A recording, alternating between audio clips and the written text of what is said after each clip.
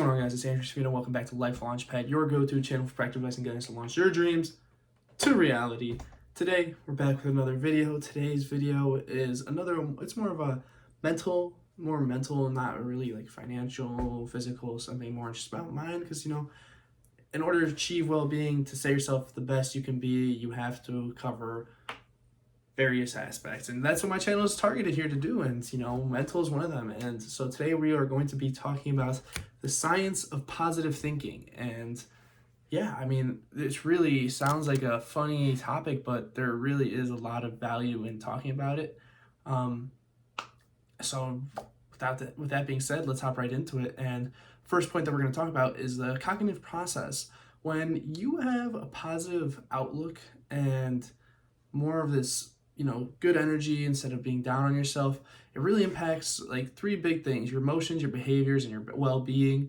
Your emotions, I mean, obviously if you're thinking positively, you're more inclined to be positive, like what you do, your outlook on life, how you interact with others.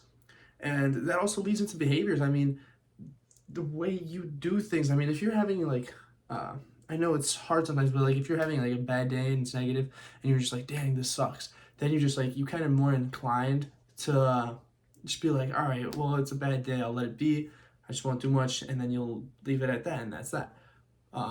That could be bad. Behaviors could also be with other people. You could be negative, sometimes when you just accidentally just fire on somebody, when get heated, that's what I'm looking at, heated at somebody who necessarily don't want to.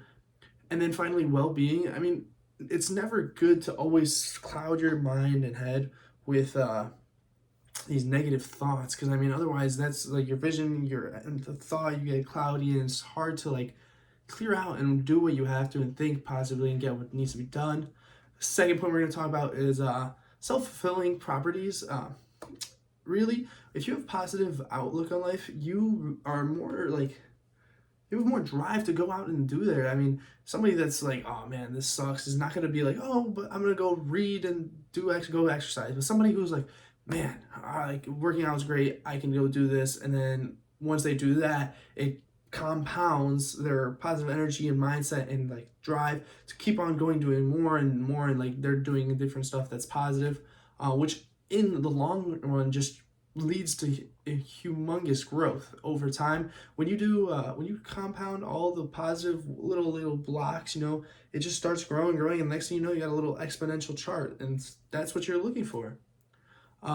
Next is neuroplasticity, and this is really just something from the Hopkins Medicine webpage that says that when you have positive thoughts, it helps. There is science behind this that helps your brain form new connections with it, like within like brain connections. If you don't know, it's like your brain works by like electric shocks, sending messages to whatever has to be done. And positive thinking and positive outlook can improve these and make more, which leads to your brain developing and like your thought process clearing up. And in the end, it becomes like your vision and what you think becomes more, you realize more, and you become realistic of some things, and also become more optimism. You see the good things in it. Not to say that you don't see failures and risks, but it helps you see that there is upside and there is good, and that you can keep going and grow. So this is a really important thing. Next is emotional regulation, I should say. Positive outlooking, like if you think about it, all emotions are only temporary.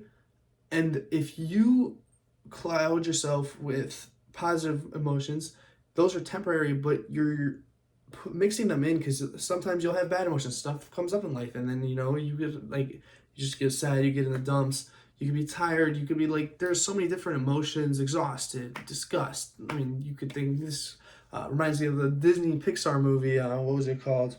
I forgot what it was called, but it was like the different emotions. It was like disgust, anger, shy, happiness, joy. It's like, the characters, they were like in the girl's mind and whatever. It was really cool, but that's something about that. And you want to put in positive outlooks so that you can, prioritize that emotion, because who wouldn't want to be happier more of the time than they would be sad? And it's, you want to stay out there and energized. Next is stress reduction. you know, being sad and upset for a while and like, looking down on yourself and not having this confidence really can increase stress. If you're always thinking, man, I'm sucking at this, I'm doing bad at that, I'm like, you're always looking at the negative and everything, it piles on back on that compounding, like the same way positive things compound, same way negative things compound. So you're just piling on this on yourself, and it becomes a lot. And it's a lot to deal with, and stress definitely impacts everybody. I mean, so I had, like, for me, stress was a big thing, and I was always like worrying, like always like on edge. Meditation and positive outlook really helped me with that, and I'm very thankful for it. So definitely something to think about. uh our final one that's more not so serious, more like, but is very important daily, is social interaction. When you interact with people, sometimes, at least I know for sure, I'll admit to it, I get the tendency to get like defensive and just like shoot back. It really shows that it's really important, my bad, to say that positive interaction, positive mindset is really key, because when you interact with somebody, they say, there's like, you always want to make a good first impression, and that's very true. First impressions are extremely important, but even without that, when you're talking to somebody that you're close friends with, you don't want to be all negative. I know that sometimes they'll understand like something's going on or whatever, but if that just continues to happen, it's like people are not inclined to talk to you, and it's really important. And Ana Garcia of IE University from Spain talks about this in her. There's a really big separation between people that have this positive outlook and people that have this negative outlook, and how they interact with others and how that really impacts them.